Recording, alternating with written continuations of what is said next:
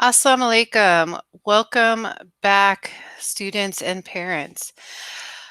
I wanted to put together a little presentation to kind of go over what students can expect coming into high school. So now we're transitioning from middle school to high school, and some of the expectations have changed. So I wanted you to have some guidance into what you can expect and things that you can do to prepare to be successful for high school. So in this presentation, we're going to introduce you to the teachers at ACA, go over some expectations, go over the academic support that you're going to have while you're in high school, the graduation requirements, the grading scale, what to do if you fail a course, how you can prepare for college, what parents need to do to help students be successful, study skills, and community service.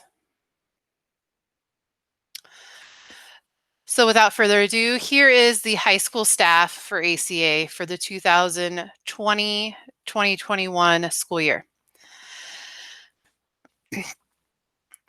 So throughout your schooling at ACA, throughout your high school career, you are going to have interactions with many different staff members. These are just some of the main staff members that you will be seeing this year in your classes. First quarter is going to be online, so you'll see it on screen, but as soon as we get back to campus, inshallah, you'll be able to see these teachers in person.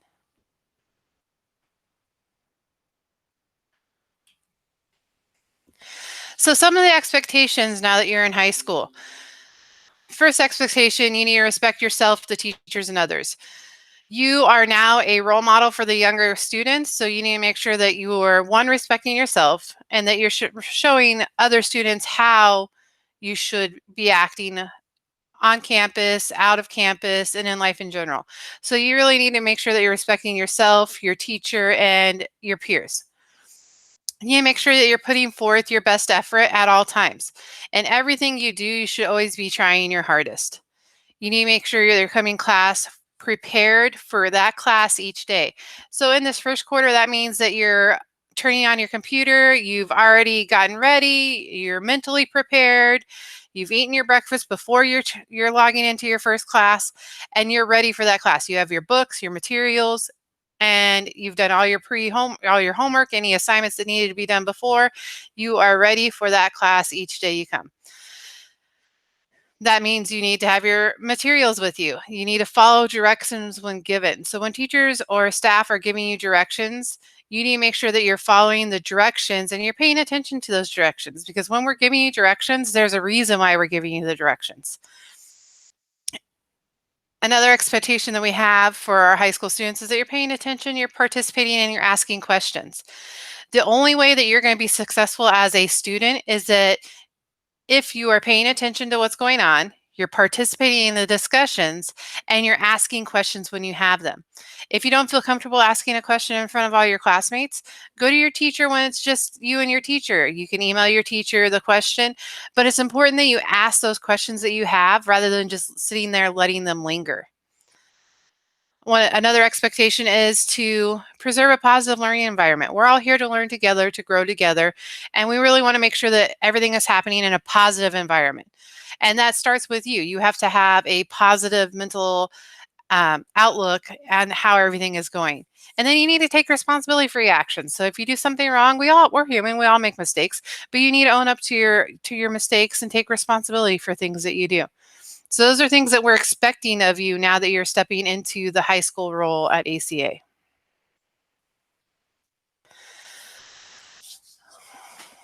For academic support, you guys are still going to have access to the school counselor. You're going to have access via appointments. So you'll be able to schedule an appointment whenever you need to speak with Miss Tammy about any issues that are going on. We are going to provide academic advising. So myself, I do help out with the academic advising. So if you need any help, you'd come to me, you come to Sister Rose, and those are the two advisors that we have at this moment. We are growing our advisory program, and more details will come on that as we get it put together. We have the mentorship program, so every Friday you will meet with your mentor, and as we go through the year, you guys will select your mentors. That won't happen in the first week, But as we start to select the mentors on Fridays, you'll get a chance to meet with your mentors and discuss things that are going on and to get some of your questions answered and just to create that relationship with an adult that you can go to if you need help. So here are our graduation requirements. So you see 3 columns. You see the requirements for ACA, so the credits that you're going to receive while you're here at ACA. Then you see the requirements for the Arizona Department of Education. Then I also wanted to include some requirements so you see why we give some of the courses we do for ASU. So classes that are required to be able to enroll into ASU. So as you can see, all 3 require you to take 4 years of English. At ACA, we require you to take 2 years of Islamic studies. You'll receive 4 credits in social studies coming to ACA. The Arizona Department of Ed requires 3 credits, and ASU requires that you have 2 credits. You'll end up with 2 credits in Quran, 4 credits in math, 2 credits in physical education or wellness, so that would be our health class, 4 credits in science, 4 credits in a second language. At ACA, that's Arabic. 1 credit in art or computers. So you have the choice to either take art as your elective or computers. And then for the Arizona Department of Education, there are 7 other additional courses that are required. So that comes through our selection of electives. So taking more physical education, taking other art classes, health classes, any of the other electives that we're offering at ACA count as those additional courses, as well as the other sacred science classes that we're offering. They fill in the gap that we have there. So as you see, you graduate ACA with 27 credits. The Arizona Department of Education requires 22 credits. So at ACA, you're gaining more than enough credits to meet the requirements of the state. When we're looking at our grading policy, the grading weights are going to vary depending on the courses that you're taking, but all final grades are assigned based on the same grading scale. So to earn an A, you have to earn a 90 to 100%. To get a B, you're going to get an 80 to an 89%. For a C, it's 70 to 79%. A D is 60 to 69%, and anything less than a 60% is failing. The categories that you'll see in the classes are going to be the same. How the weighting is, so how much each of these categories affects that overall grade, does differ. So you're going to see assessments, quizzes, homework, classwork, participation in conduct, and projects. These are the categories that we have. But like I said, how they're weighted and how much they affect the course does change, and teachers will provide that information to you in the syllabus at the beginning of the school year. What happens if you happen to fail a class in high school? So up to this point, if you failed a class, there was not really a consequence if it happened. If you failed more than one core class, you would have to repeat a grade level. But if you failed one core class, that was it. You could still move on to the next grade level. However, in high school, if you fail a class, that's not going to be the same thing because you have to have so many credits, as we just went over. You have to have so many credits to be able to obtain that diploma. So if you fail a class, you have to make it up. So you have to go through credit recovery. And credit recovery will occur with an accredited school. So you can go to any accredited school. I listed 3 here. So we are partnering with the Dysart Unified School District. So you will be able to take classes through them for a fee for credit recovery, as well as you have the option to go through Primavera Online High School. They have a credit recovery program, and so does K-12. They have an online credit recovery program. So if you do find yourself in a situation where you have to go through credit recovery, you do need to make up that credit and provide us with the proof that you've earned a D or above in that course so that it can be counted for graduation. There are times when we offer summer school. So if we happen to be offering summer school for that course, you'd be able to take summer school to replace that class. But that is not always a guarantee. So oftentimes you will have to be taking a course through a school as one of the 3 that I have listed here. When you're thinking about why are class is so important and why is it important to be focused and why do I have to earn good grades, you really need to start thinking as soon as you enter high school, you're planning for college. Because once you become a 10th grader, you're able to earn college credits while you're at ACA. So you need to start thinking about that now as a freshman, that you need to start mentally preparing yourself for what it's going to be like in college. So here at ACA, we do offer three ways that you can earn credits, college credits. So we have our advanced placement courses, our dual enrollment courses, and something that's called concurrent enrollment.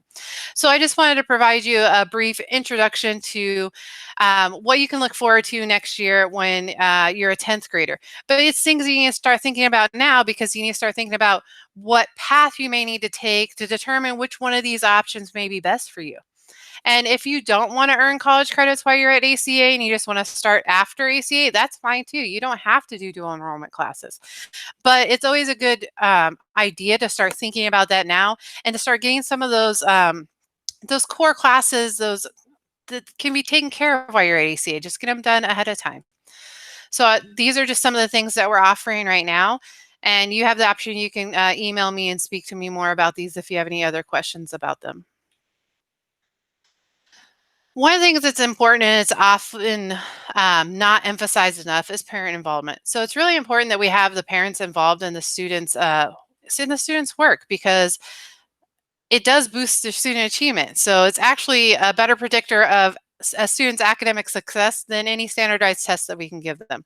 So some of the ways that you can help make sure that you're involved as a parent is making sure that your student has a conductive study environment, especially when they're at home. Make sure that they have a set environment where they're going to take their classes and that it's an environment that they can actually focus in. Then again, checking the parent portal. You have the access to the parent portal on RenWeb as well as through an app. That's going to help you because you can get progress on students' homework, grades, class schedules. You can see the lessons that students are being taught so you can kind of have an idea of what's going on in their classes. And you can also, I mean, just having a good picture of what your student is doing and being able to communicate with your students' teachers through that parent portal. You also can help by promoting prompt attendance. So making sure your students are logging into their computer on time and accessing their class, or making sure they're getting up on time in the morning so they can get to campus on time. It's just really important that students are here in the classroom on time and ready to learn, whether it's on campus when we're able to, inshallah, or if it's at home in front of their computer, they still need to be there on time. You need to also encourage your students to ask questions in class. They need to be involved in their class. And when they're asking questions, they're actually learning more. So that's something you need to really encourage your students to do. Encourage them to stop the teacher and ask a question and get clarification when they need it. And then you need to also ask questions. Ask your student questions about about their day, how did their class go, what's going on, what are they doing? And then stay connected with the schools. Look at the website, go to our Facebook page, email their teachers, stay connected with what's going on in their education. Some skills that you'll need, just some tips to help you study skills. Now that you're transitioning from middle school to high school, there are going to be some additional assignments that you'll have to start doing. So just make sure that you're taking the time to rewrite or type class notes.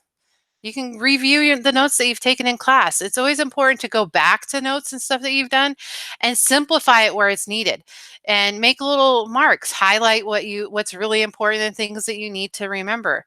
Make note cards or flashcards with important information on it so that it helps you study. Because remember, you got to take these tests and you got to be ready for it. And if you're doing this after you've taken the notes, then you don't have to and try to rush to do it to study for that test. Also, read your notes into a tape recorder. Sometimes that helps, don't just read the notes to yourself, but read them to a tape recorder and then listen to them again. Get a study buddy to quiz you over the material. So right now you can get a Google Meet session going with your classmates, do a study quiz session. Find a place that is free of distractions to study.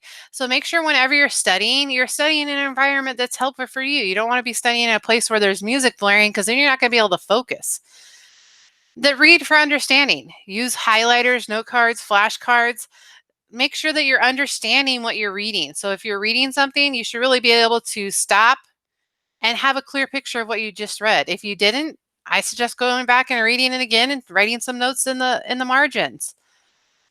Use mnemonic devices or acronyms to help you understand things. So create some tools to help you remember the information that you're covering in your classes.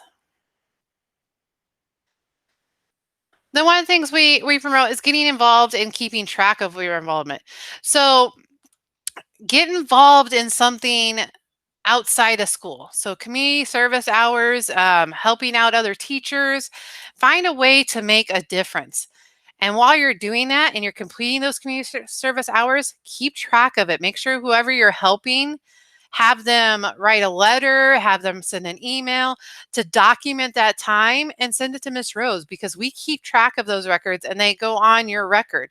So just make sure whenever you're doing community service and you're volunteering, that you're having the person that you're volunteering with write a note, write a letter, send us an email so that we can document that time and keep track of it for you. So that's basically the end of my welcome back presentation. If you have any questions, comments, or concerns, please feel free to contact me. I'm including my email. You can reach me by email any time of the day. Please feel free to contact me and I'll get back to you. And I just look forward to this school year, and it's going to be a great high school year start for you guys. So welcome back.